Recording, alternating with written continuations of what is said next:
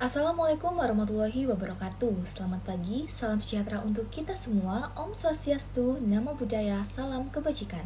Izinkan saya Afira Nida Ulaya dari kelas AK 501 akan membahas mengenai Enterprise Resource Planning atau yang biasa kita kenal dengan kata ERP.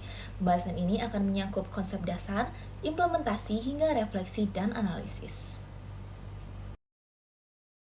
Video ini dibuat untuk menjelaskan mengenai makalah yang saya buat, yaitu terkait dengan ERP, di mana overview atas video ini akan menjelaskan mengenai 3 bab. Yang pertama adalah pendahuluan, kemudian ada pembahasan, dan yang terakhir adalah penutup, di mana pada pembahasan ini akan membahas mengenai konsep dasar, implementasi, dan refleksi serta analisis ERP. Kita mulai dari bab yang pertama, yaitu pendahuluan, di mana pada bab ini kita akan membahas mengenai latar belakang masalah, rumusan masalah, tujuan penelitian, hingga metode penelitian yang digunakan. Pada latar belakang masalah, saya mengemukakan alasan saya mengapa saya mengangkat ERP ini dalam makalah yang saya buat. Tingginya tuntutan untuk meningkatkan efisiensi operasional dan transparansi dalam proses bisnis mendukung pengambilan keputusan menjadi faktor utama yang mendorong implementasi ERP pada saat ini. Hal ini sejalan dengan pendapat yang dikemukakan oleh Bait dan Hutami pada jurnalnya di tahun 2021. Namun, di sisi lain, ERP juga memiliki sisi negatif. Adanya pro dan kontra terkait dengan implementasi ERP ini mendorong saya untuk memahami lebih detail terkait dengan konsep dasar Enterprise Resource Planning. Selanjutnya ada rumusan masalah, di mana pada subbab ini saya mengangkat 5 isu terkait dengan ERP. Yang pertama, apa sih yang dimaksud dengan ERP dan bagaimana konsep dasarnya? Yang kedua, bagaimana tahapan implementasi ERP?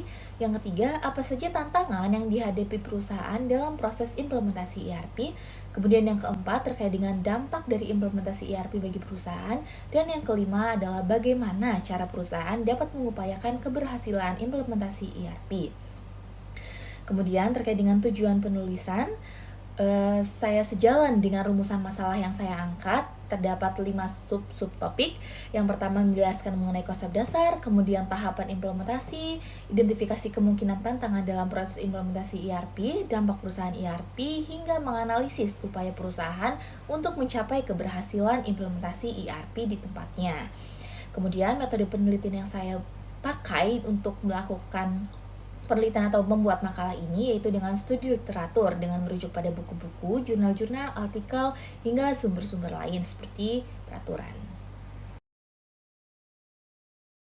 Kita akan lanjut ke bab yang kedua, yaitu terkait dengan pembahasan, yang mana akan membahas mengenai konsep dasar, implementasi, hingga refleksi dan analisis penerapan ERP.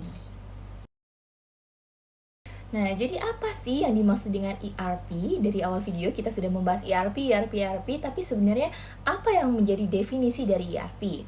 Jadi, ERP atau Enterprise Resource Planning itu merupakan suatu sistem informasi yang digunakan untuk mengelola berbagai aspek operasional perusahaan dengan mengintegrasikan semua fungsi dalam satu platform atau dalam hal ini adalah software yang dapat diakses oleh semua orang dalam departemen atau perusahaan.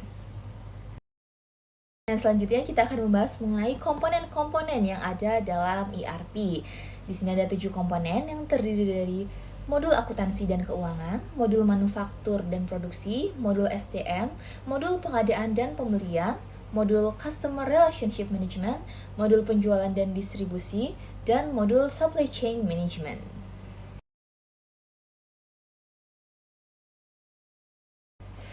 Dan selanjutnya kita akan membahas mengenai tahapan dalam implementasi ERP, di mana pada tahapan ini diawali dengan tahap perencanaan dan analisis kebutuhan.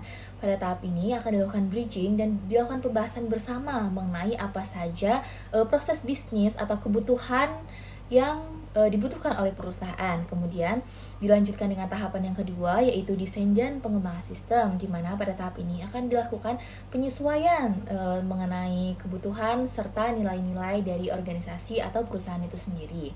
Kemudian dilanjutkan dengan tahap pengujian dan validasi sistem, sistem ERP yang telah didesain dan dikembangkan ini akan diuji dan divalidasi. Kemudian selanjutnya akan dilakukan tahap pelatihan bagi pengguna sistem agar para pengguna di suatu perusahaan atau organisasi tersebut dapat mengoptimalkan pemanfaatan ERP ini. Kemudian dilanjutkan dengan tahap penggunaan dan pemeliharaan. Jadi setelah semua proses perencanaan itu selesai, diharapkan para pengguna dapat memanfaatkan ERP ini, namun juga harus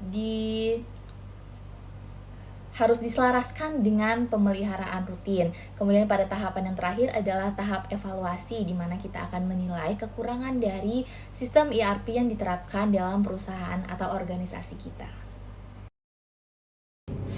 Nah, perlu kita ketahui bahwa implementasi atau penerapan ERP pada organisasi maupun perusahaan itu bukanlah tanpa tantangan atau hambatan. Berdasarkan studi literatur yang telah saya lakukan, saya menemukan dan merangkumnya menjadi 3 poin terkait dengan tantangan dan implementasi penerapan ERP. Yang pertama adalah tingginya biaya serta lamanya waktu yang diperlukan pada tahapan awal implementasi ERP. Seperti yang tadi sudah dijelaskan, pada tahapan implementasi ERP di awal akan dilakukan perencanaan serta analisis kebutuhan.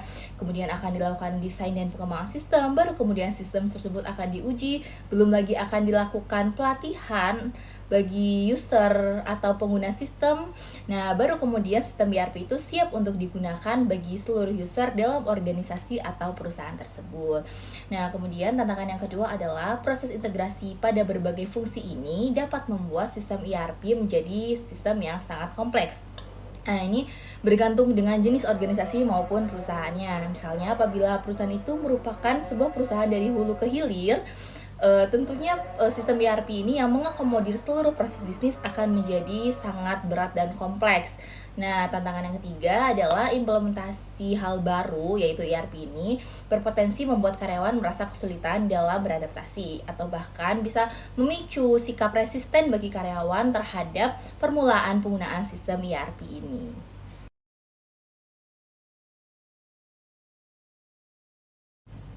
Nah, meningkat ke pembahasan selanjutnya yaitu mengenai dampak ERP bagi organisasi atau perusahaan. Nah, ERP ini memiliki dampak positif dan negatif. Dampak positifnya sendiri adalah ERP ini dapat meningkatkan profit, akan meningkatkan efisiensi operasional, kemudian dapat mengurangi biaya, dan dapat mempermudah aliran informasi antar departemen, serta meningkatkan transparansi dalam perusahaan. Hal ini dikarenakan seluruh user dalam organisasi maupun perusahaan itu dapat mengakses seluruh data yang terakomodir dalam sistem ERP ini. Nah, namun di sisi lain, perusahaan yang mengalami kegagalan dalam implementasi ERP ini tentu saja akan mengalami kerugian yang sangat besar, baik dari segi finansial maupun dari segi reputasi perusahaan. Nah, selanjutnya mengenai bagaimana sih cara atau strategi yang dapat digunakan oleh perusahaan dalam optimalisasi implementasi ERP di perusahaannya.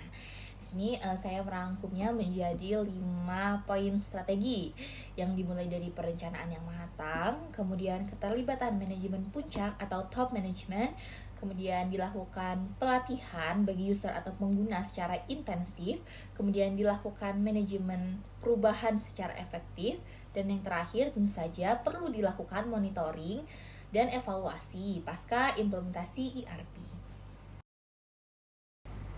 Nah, kita telah sampai di penghujung makalah yang saya buat, yaitu pada bab 3, yaitu terkait dengan penutup, di mana pada bab ini saya membahas mengenai key takeaways atau kesimpulan dan saran atas makalah yang saya buat.